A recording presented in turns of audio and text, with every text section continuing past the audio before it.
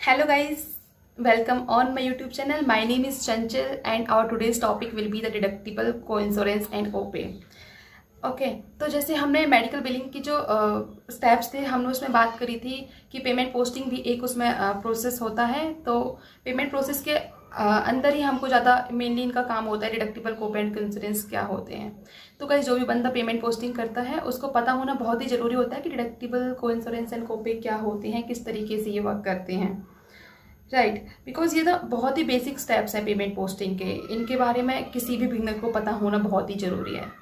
तो गाइस चलो हम बात कर लेते हैं इस बारे में। सबसे पहले हम बात करेंगे डिडक्टिबल के बारे में कि डिडक्टिबल क्या होता है। ओके तो deductible is a fix dollar amount which needs to be paid by the patient और insured to the provider before the insurance company starts to पे।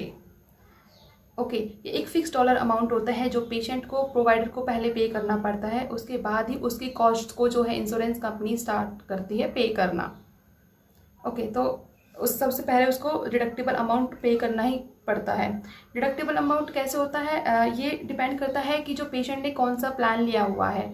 फॉर एग्जांपल अगर उसने कोई ऐसा प्लान लिया हुआ है कि जिसके लिए उसको एनुअली $100 ही डिडक्टिबल देना पड़ेगा, राइट, तो उसको $100 तक डिडक्टिबल देना पड़ेगा। उसके बाद जो इंश्योरेंस कंपनी है उसकी जो सारे के सारे एक्सपेंसेस हैं उनको कवर करना स्टार्ट कर देगी, राइट। फॉर एग्जांपल किसी पेशेंट ने अगर ट्रीटमेंट लिया है डॉक्टर से और उसकी जो कॉस्ट का जो जो भी उसके ट्रीटमेंट जो उसने लिया है उसके जितनी भी एक्सपेंसेस हैं उसने मान लो 300 के टोटल एक्सपेंसेस उसके हो गए हैं, 300 कॉस्ट के, राइट। तो अब क्या होगा, अगर पेशेंट के पास ऐसा कोई प्लान है जिसमें $100 उसको देना ही पड़ेगा, उसके बाद इंश्योरेंस कंपनी पे करना स्टार्ट करेगी, राइट। तो अगर $300 का खर्चा हुआ है तो उसमें से $100 सबसे पहले पेशेंट को देने पड़ेंगे, उसके बाद ही $200 जो है इंश्योरेंस कंपनी पे करेगी। ओके तो जैसे साल में उसको एक बार ही इतना देना पड़ेगा, उसके बाद पूरे साल उसको और कुछ नहीं देना पड़ेगा। डिडक्टिबल के नाम पर इंश्योरेंस कंपनी उसके सारे एक्सपेंसेस को कवर करेगी। ओके तो गाइस डिडक्टिबल के लिए इतना ही होता है। उसके बाद आता है को इंश्योरेंस अमाउंट, कि को इंश्योरेंस अमाउंट क्या होता है। ओके तो को insurance amount basically specific percentage of allowed amount होता है, कि इंश्योरेंस कंपनी जितना भी अलाउ करती है उसका 1% अमाउंट जो है पेशेंट को देना ही पड़ेगा। एक पर्टिकुलर परसेंटेज होती है, उतना अमाउंट पेशेंट को देना ही पड़ेगा। ओके तो जैसे कि जो भी उसने प्लान लिया है वो उसके अकॉर्डिंग होता है। जैसे कि होता है कि 80-20 का रेशो होता है। 80% जो है अमाउंट वो देना पड़ता है इंश्योरेंस कंपनी को और 20% अमाउंट पेशेंट को पे करना ही पड़ता है। फॉर एग्जांपल सेम ले लेते हैं, जैसे कि $300 का कोई खर्चा हुआ है जो भी पेशेंट ने ट्रीटमेंट लिया है, तो $300 में से 20% उसका पेशेंट को देना पड़ेगा। उसके बाद जो बचा हुआ 80% है वो इंश्योरेंस कंपनी पे करेगी। तो गाइज बात आती है कि जो ये 20% जो है पेशेंट को ये कब तक देना पड़ेगा, राइट। तो ये उसको जब तक देना पड़ेगा, पेशेंट के कुछ आउट ऑफ पॉकेट एक्सपेंसेस होते हैं, जब तक उसके सारे आउट ऑफ पॉकेट एक्सपेंसेस खत्म नहीं हो जाते तब तक उसको 20% के रेशियो में उसको अमाउंट देना पड़ेगा पेशेंट को, राइट। अब आउट ऑफ पॉकेट एक्सपेंसेस क्या होते हैं इसके बारे में हम नेक्स्ट वीडियो में बात करेंगे। तो को इंश्योरेंस के लिए इतना ही है, उसको 20% अमाउंट देना पड़ेगा जब तक कि उसके सारे आउट ऑफ पॉकेट जो भी एक्सपेंसेस है वो खत्म नहीं हो जाते हैं, राइट।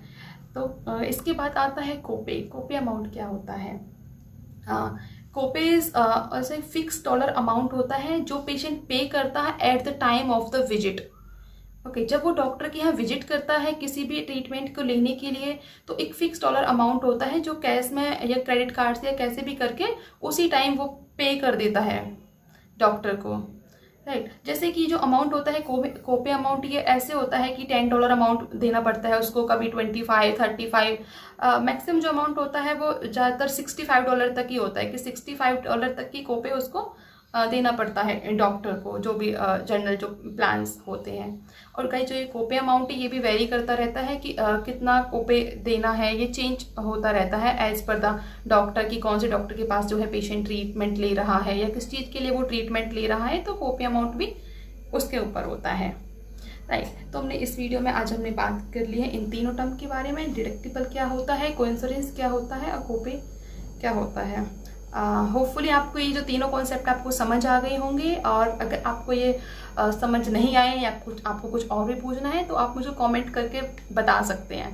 राइट। तो इससे मैं मेडिकल बिलिंग में और भी जो टॉपिक्स हैं अभी वो भी हम कवर करने की कोशिश करेंगे। आपको अगर कुछ भी और कुछ जानकारी चाहिए किसी भी टॉपिक से रिलेटेड तो आप मुझे कमेंट करके ज़रूर बताइएगा, मैं उसके ऊपर भी वीडियो बनाने की कोशिश करूँगी। ओके, तो गाइस आज के लिए इतना ही, मिलते हैं किसी नेक्स्ट वीडियो में, तब तक के लिए बाय।